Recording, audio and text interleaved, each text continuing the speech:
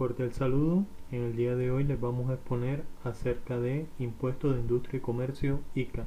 Nuestro equipo de trabajo está conformado por Manuel Acevedo, Karina Blanco, Raúl Cabarcas, Sonia Castaño y quien les habla, Carlos Álvarez.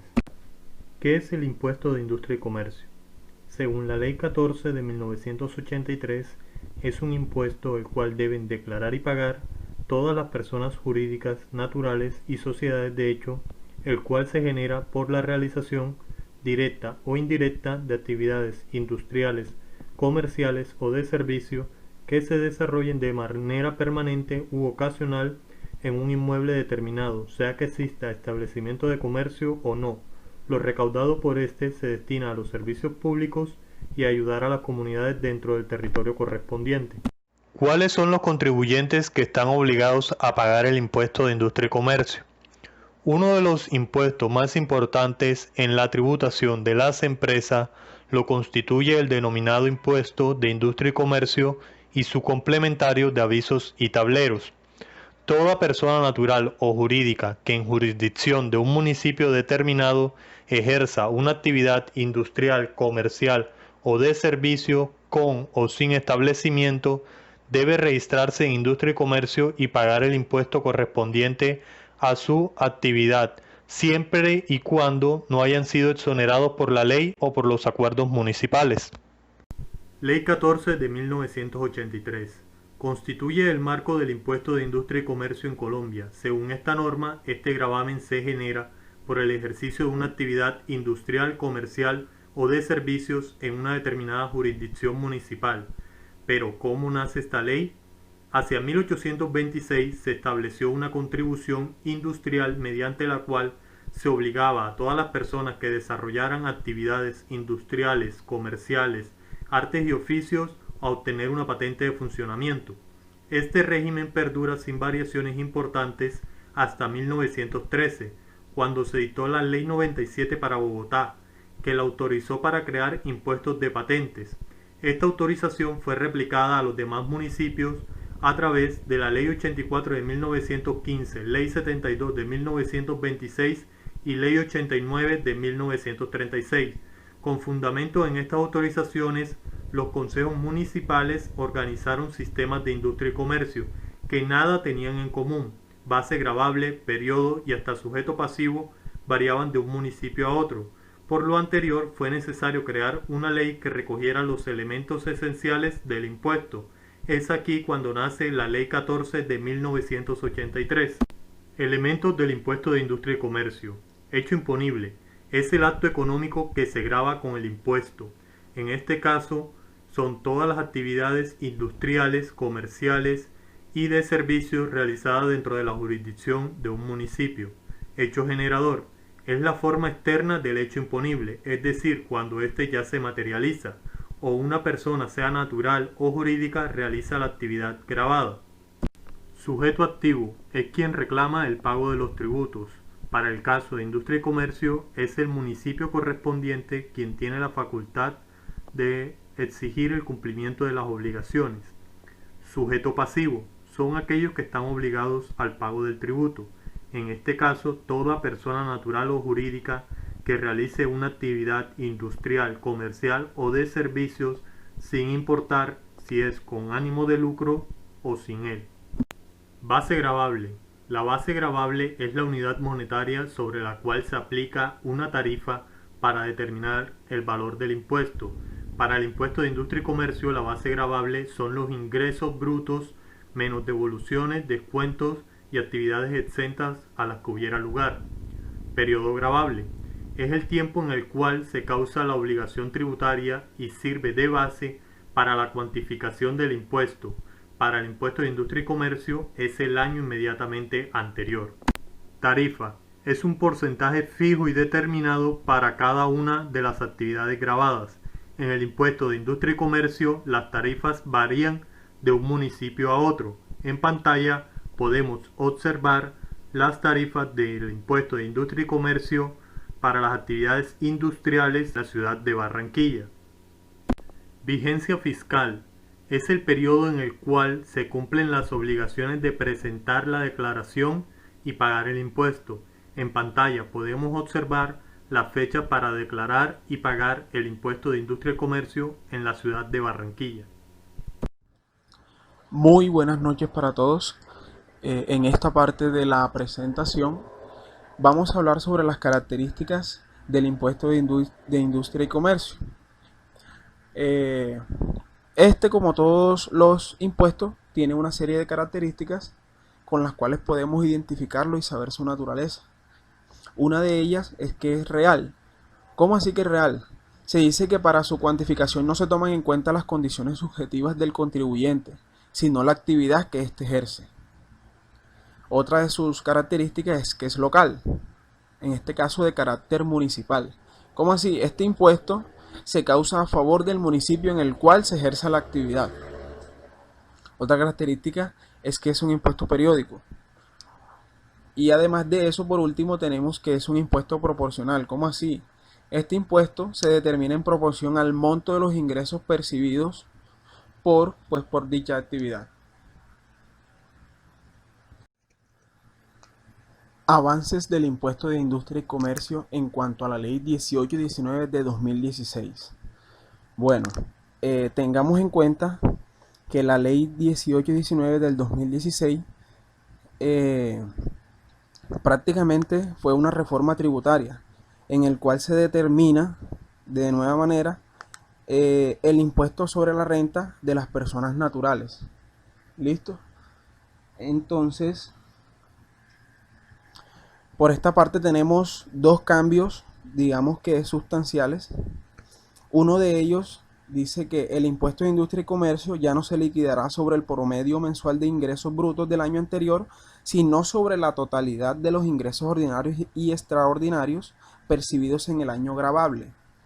No obstante, para liquidar el impuesto, no deberán incluirse aquellos ingresos provenientes de actividades exentas, excluidas o no sujetas.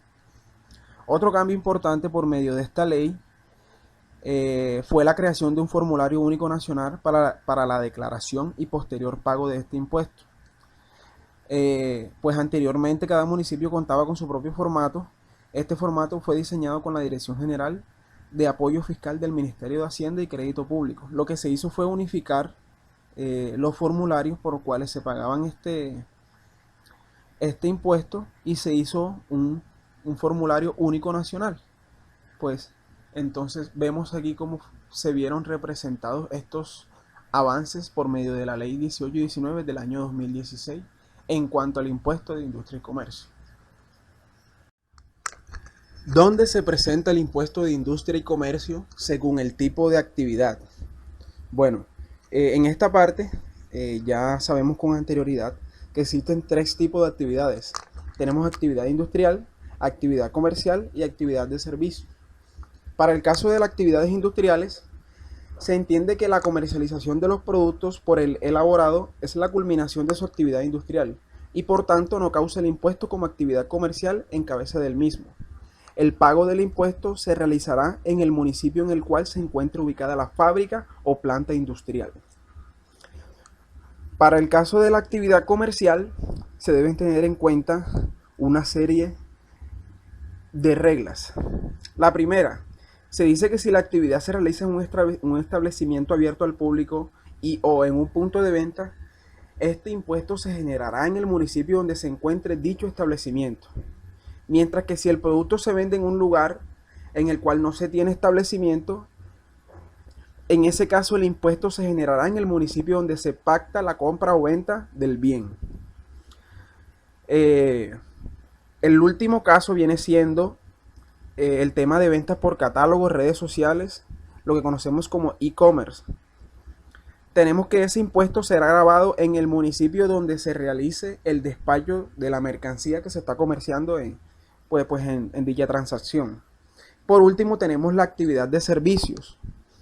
Dice que el impuesto se generará en el municipio donde se presta el servicio, salvo en el caso de las actividades de transporte, donde se generará el impuesto del lugar donde se despache el vehículo. Dice que la prestación de servicios de televisión, telefonía e internet, ese Este impuesto, digamos que este servicio, se grabará en el municipio en que se encuentre el suscriptor de dicho servicio. La Ley 1819 de 2016, la cual corresponde a la reforma tributaria estructural, modificó la forma de liquidar el impuesto de industria y comercio, incluyendo una serie de reglas relacionadas con la territorialidad del impuesto, además de crear un formulario único nacional para la declaración y pago del mismo. Con la Ley 1819 se hicieron grandes cambios generales, como lo son la eliminación de tributos, simplificación de trámites y declaraciones, la cercanía de la contabilidad a los impuestos y la promoción de la igualdad en el pago de los mismos. En cuanto a los cambios específicos, podemos resaltar los cambios en la base gravable del impuesto, ya que anteriormente este se hacía sobre el promedio mensual de los ingresos brutos del año inmediatamente anterior, pero posterior a la ley 1819 se cambió para gravar los mismos sobre la totalidad de los ingresos ordinarios y extraordinarios percibidos en el año gravable. ¿Cómo liquidar el ICA? Para liquidar el impuesto de industria y comercio se aplica una tarifa sobre los ingresos netos obtenidos por el contribuyente en el periodo gravable y descontando las deducciones.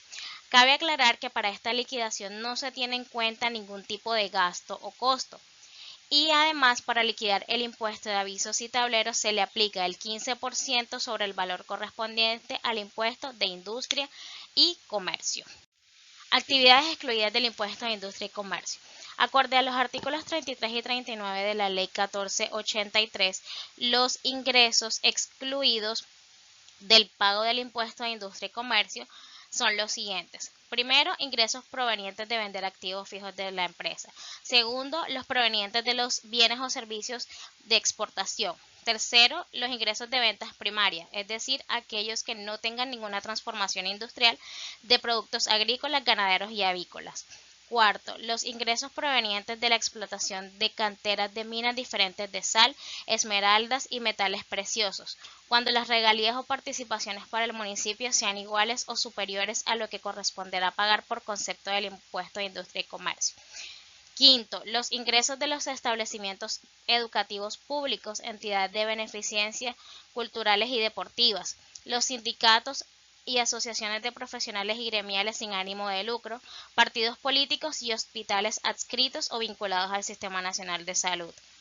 Séptimo, los ingresos que se obtengan del Instituto de Mercadeo Agropecuario IDEMA. Actividades excluidas del pago del impuesto de industria y comercio en Barranquilla. Como algunas otras ciudades, el distrito de Barranquilla tiene ciertas excepciones en cuanto al pago de este tributo, dentro de las que encontramos las siguientes. 1. Por ser Distrito Especial Industrial y Portuario de Barranquilla, sus secretarías tendrán exención del 100% del pago de aquellas empresas nuevas que se establezcan dentro del distrito y que desarrollen sus usos industriales de la escala distrital y metropolitana, usos de comercio de servicios en escala distrital y metropolitana y que pertenezcan al grupo 7, que es el de almacenamiento y bodegaje, además de los grupos del uso portuario en cualquiera de sus escalas. Por último, encontramos las empresas que a la fecha de expedición del presente acuerdo se encuentren ubicadas con frente al corredor de la Vía 40 en el margen occidental y sobre el margen oriental hasta el río Magdalena del mismo corredor. Actividades excluidas del pago del impuesto de industria y comercio en el municipio de Soledad.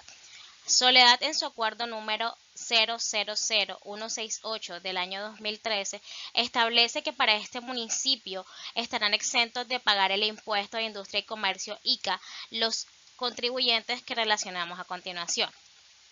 El primero, las nuevas empresas de carácter industrial, comercial y de servicios que se creen en el municipio de Soledad y que generen 10 o más empleos directos de carácter permanente, de los cuales el 70% debe residir en la jurisdicción municipal de Soledad y estos tendrán una excepción del 100% durante 2 años.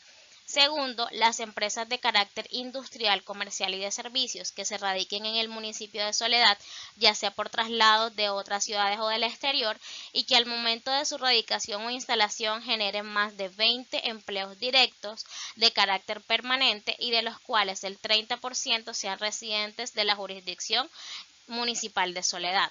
Estos tendrán una exención del 100% por el periodo de 2 años. ¿Dónde debemos